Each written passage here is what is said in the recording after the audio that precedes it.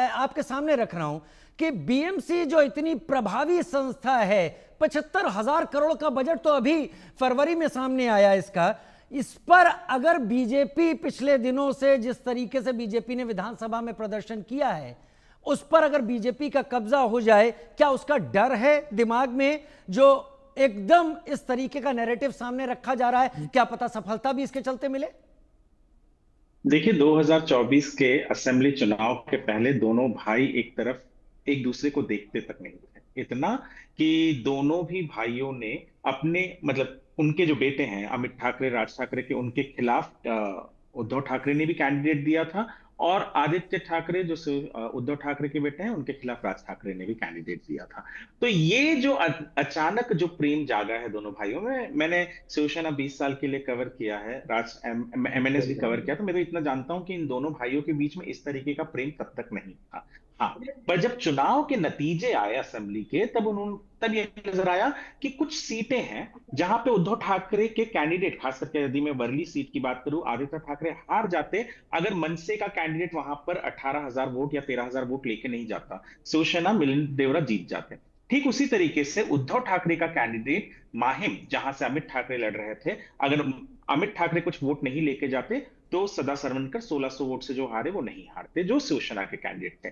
तो इनको ये नजर आया कि बीजेपी कहीं ना कहीं, जो हम देख रहे थे कि एक तरीके से राज ठाकरे बीजेपी के थोड़ा क्लोज नजर आ रहे थे, पर उससे उनको कोई फायदा नहीं हो रहा था। उद्धव ठाकरे को तो एनीवे कांग्रेस के साथ रह के आज कांग्रेस सबसे बड़ा पछतावा कर रही होगी, क्योंकि उद्धव ठाकरे के पास जो फिलहाल सबसे बड़ा वोट बैंक मुंबई में है वो है मुस्लिम वोट बैंक, जो कांग्रेस का वोट बैंक हुआ करता था। अच्छा। और यदि उद्धव ठाकरे उस वोट बैंक को लेकर और साथ में ये मराठी वोट बैंक को थोड़ा सा लेकर जाते हैं, तो कहीं ना कहीं उनके पास कुछ सीटें आ पाएंगी, और वो लाने के लिए ही ये एक तरीके की गठजोड़ किया जा रहा है। जिसमें मैं आपको एक चीज बता दूं कि जो हमारे पास जो खबर है उसके हिसाब से ये है कि राज ठाकरे और शायद उस तरीके से जो पहले प्रतिक्रिया दे रहे थे उद्धव ठाकरे को, वो नहीं दे रहे हैं। ये अलायंस होगा या नहीं होगा, ये अभी भी डोल ड्रम्स में है, यानी इसके बारे में बहुत सारी आशंकाएं हैं। तो ये अलायंस होगा या नहीं होगा ये आगे चलकर पता चलेगा, पर फिलहाल नहीं लग रहा है कि होगा। अगर आप अरविंद सावंत ने भी जिस तरीके से बात कही, आज उन्होंने एक तरीके से दरकिनार कर दिया मनसे को, कहा कि आप मनसे वालों से पूछिए कि वो जाकर क्यों मार रहे हैं या क्यों कर रहे हैं।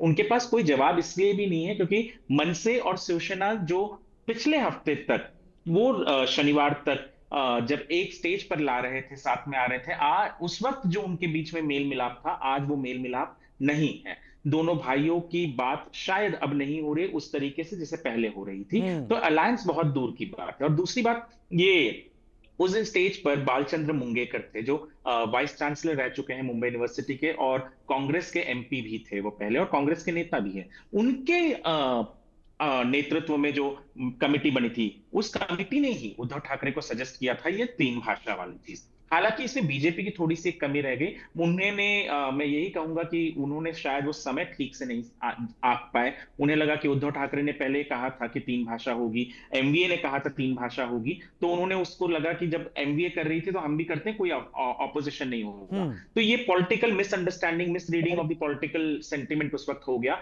नहीं तो उनको जीआर वापस नहीं लेना पड़ता। तो ये सारी चीज और जो छुटपुट घटनाएं हैं, ये एक्चुअली मैं सच कहूं तो मैं अरविंद सावंत से थोड़ा सा इतना इत्तेफाक रखूंगा कि तकरीबन 1 करोड़ 25 लाख की तो लिखित पॉपुलेशन है मुंबई में, उसमें 1-2 घटना होनी भी बहुत बुरी बात है, पर बहुत कम है। ये 1-2 घटनाएं जो हो रही है बहुत कम है, और इसके अंदर कई बार आप देखो तो कुछ और भी रंजिशें, कोई और भी बात सामने ठीक है। आती है, चाहे ठीक वो है। मीरा रोड वाली चीज हो। तो इतनी ज्यादा मुंबई को जिस तरीके से बता रहे कि यहाँ झगड़ा हो रहा है, हर किसी को मराठी ना बोलने पे आप मारा जा रहा है, ऐसा कुछ नहीं हो रहा। हाँ हाँ, आ रहा हूं आपके पास। आपने तराजू की तरह वरुण सिंह सारी चीजों को स्पष्ट सामने रख दिया और दोनों चीजों को बराबर। वरुण सिंह, आपका बहुत शुक्रिया, आपने जो बातें सामने रखी, मेरे साथ जुड़ने के लिए आपका बहुत शुक्रिया। लेकिन इससे पहले कि मैं आगे बढ़ूं, मुफ्ती शमून काज़मी मेरे साथ इस वक्त जुड़े हुए हैं। मुफ्ती शमून काज़मी, आपको लगता है कि दरार पैदा हो सकती है भाषा के नाम पर अगर विवाद को आगे बढ़ाया जाता है? हालांकि वरुण मेरे साथ जुड़े हुए कह रहे थे कि पूरी जनसंख्या में देखा जाए तो अरविंद सावंत से सहमत हैं,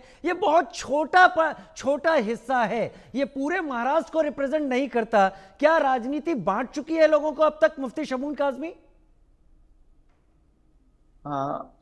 देखिए, आज का जो भारत है, श्री नरेंद्र मोदी जी के नेतृत्व के अंदर जिस तरह से एक भारत श्रेष्ठ भारत का जो मिशन है माननीय प्रधानमंत्री श्री नरेंद्र मोदी जी का, और सबका साथ, सबका विकास, सबका विश्वास, सबका प्रयास, उनके इस नारे से तमाम जितनी पॉलिटिकल पार्टियां हैं वो खौफजदा हैं, और वो नित नए अंदाज से अपने वजूद को बचाने की कोशिश कर रहे हैं। हाँ, क्या टाइम?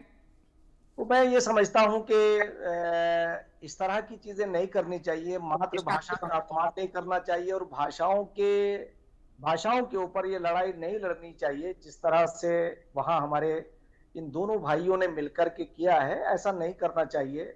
मुंबई, महाराष्ट्र एक ऐसा स्टेट है जो उसमें पूरा भारत बसता है, इसमें कोई संदेह नहीं है।